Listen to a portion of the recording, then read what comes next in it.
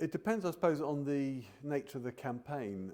If the campaign is to get information out to the public, to help people understand the issues and to make an intelligent response, then public engagement, public response is key.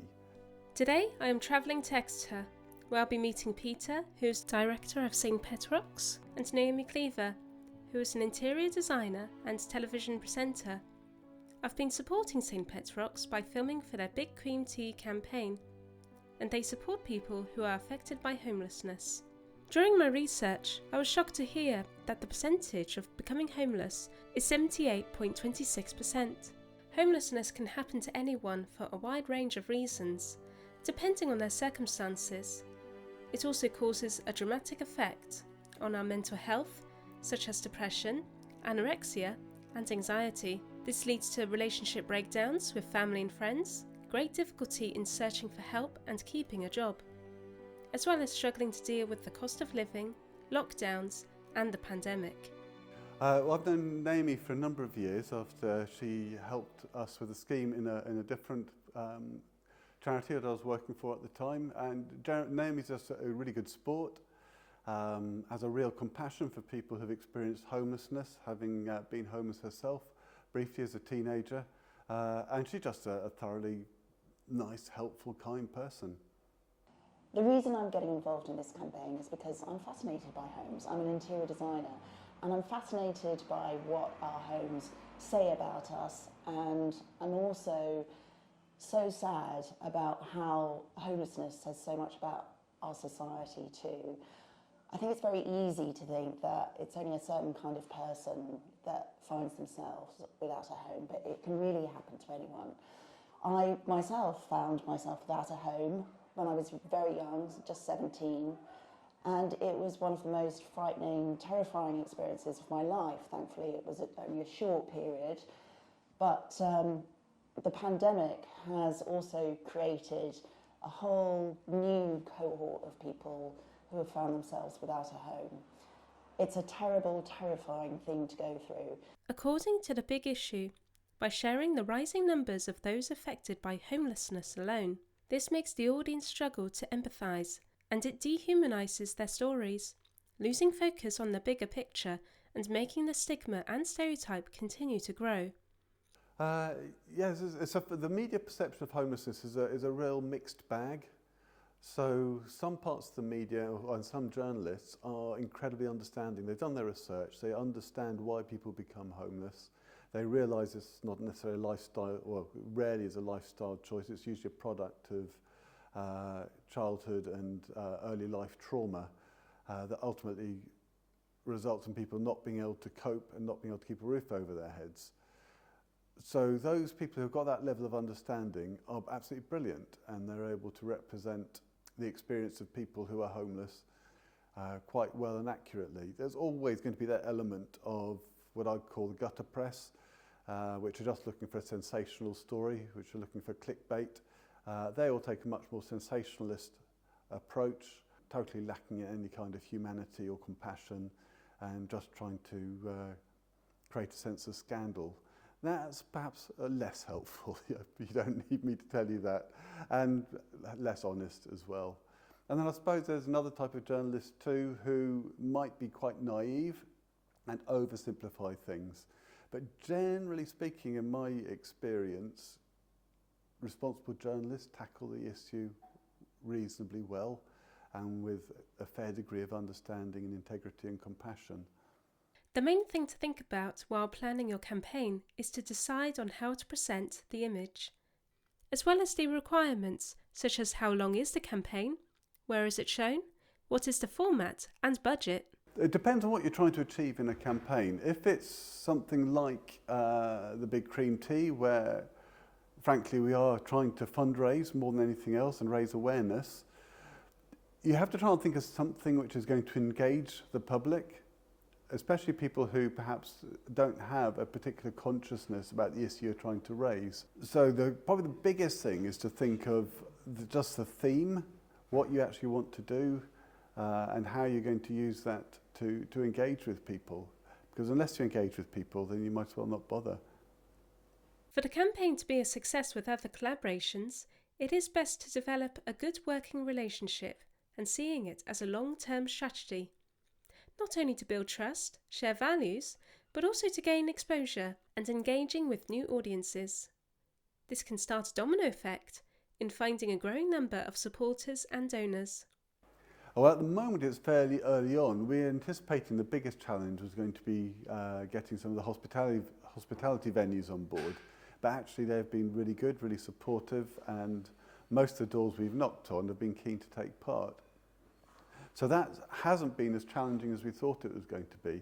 I think the challenging bit comes now, between now and the actual event, of trying to get more members of the public on board and more venues, and just raising it in people's consciousness. We only launched the campaign yesterday, so now it's a big month of busy activity to try and get as many people on board as possible.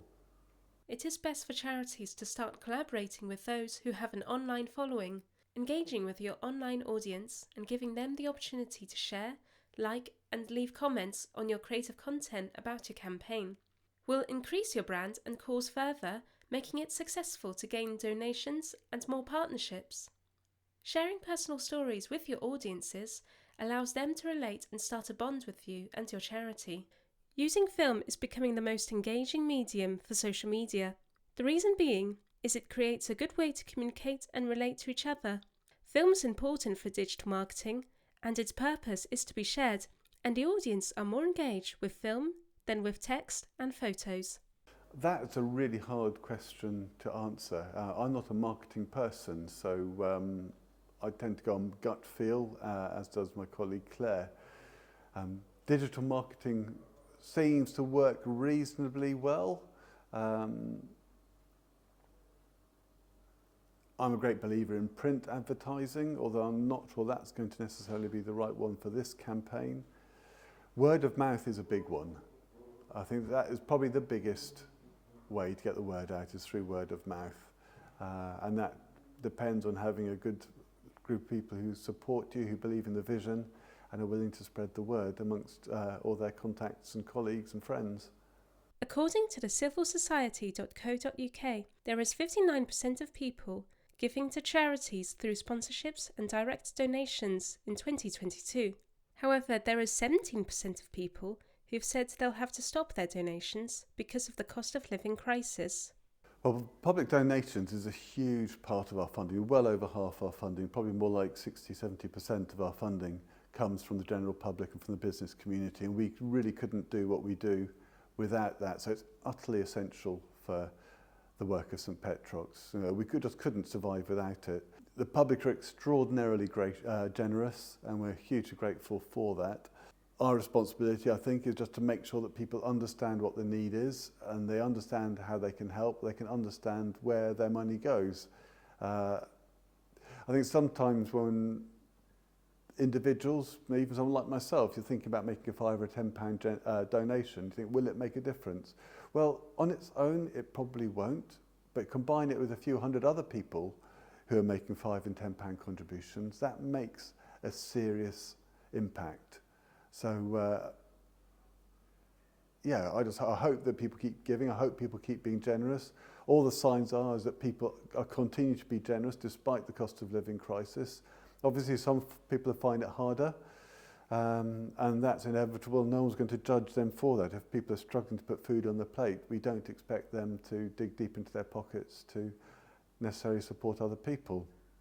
But those of us who aren't in that position, who do have money spare, we have a moral duty to support those who have less than us, and I hope that people will carry on doing that. It's not easy. People think it's easy. It's very difficult. It's very, very difficult. So I don't think you can do that. Yeah, I think we just got to clean it up so it looks like it's fresh. Yeah. And not been rolled in the cream. Yeah. Okay, and we are going again, and it's all going to be fine. I'm going to show you how to enjoy a cream tea. Take the scone. It's breaking. It's just fallen apart, the scone. So sorry, we need a non-jam cream scone. Right, a fresh scone.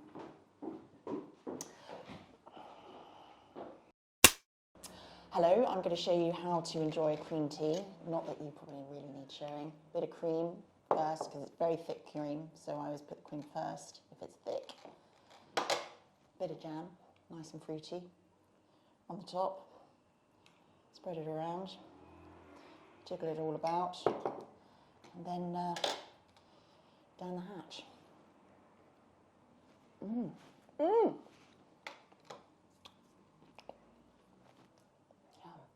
I don't think I've, either in this job or in previous jobs, I don't think I've never known a completely unsuccessful campaign. I've known campaigns which have been far more work than we anticipated, and the return on that investment was fairly minimal. So I think choosing the campaign is really key, particularly for fundraising events. Something that people can easily get involved in and that people are likely to sponsor people to do is key. So something which is fairly routine, people are less likely to sponsor somebody to do. So you wouldn't sponsor somebody to eat a cream tea, for example, which is why the whole angle of the big tea campaign is, big cream tea campaign is very different. It's about participation, about making a small donation. I've not been in anything that's absolutely bombed. I have been in a number of campaigns which haven't delivered what we hoped they would deliver. But then that's sometimes the nature of things, isn't it? If you only did stuff you knew was going to be successful, you'd very rarely do anything. So there's rarely, you can rarely be confident about whether something's going to be brilliant or not. So if you look at our last year's Christmas fundraising campaign, that exceeded all expectations. We're expecting to make about £20,000. We made £40,000, which is absolutely fantastic. It depends, I suppose, on the nature of the campaign. If the campaign is to get information out to the public, to help people understand the issues and to make an intelligent response, then public engagement, public response is key. We've recently done that in trying to raise awareness of the threatened cuts to homeless services within Devon by Devon County Council, and all the signs are that's been an incredibly successful campaign, because that consultation process by Devon County Council has had a huge number of responses, over 900 responses, all, well, the vast majority just condemning the proposed cuts. If it's a fundraising campaign, then obviously the key metric is cash, and that will be the thing we'll be looking at. But it's not just about the cash, it's raising awareness. If people understand the issues, they understand why people are homeless, they understand the reasons that lead to homelessness and the work that St Petrocks does, then I think for most people the donations will naturally follow. After meeting Peter and Naomi, I've learned the importance of how much charities like St Petrocks have to work to build their trust with their community, in order to provide the support that's needed for those affected by homelessness. It is terrifying to imagine what many have to go through, especially when there's no support from family and friends. I feel passionate in supporting charities with their causes and campaigns, and to help them build strong collaborations with their communities, as well as engagement with their online audience. Being allowed to join in with their journeys makes it a memorable experience. Thank you very much for watching, and please like and subscribe to my YouTube channel for more episodes. If you and your charity would like to be involved with Charitable Waves, you can send an email to my website on rebeccahorton.com. Every community has a story, everyone has a voice. Together, we can achieve anything.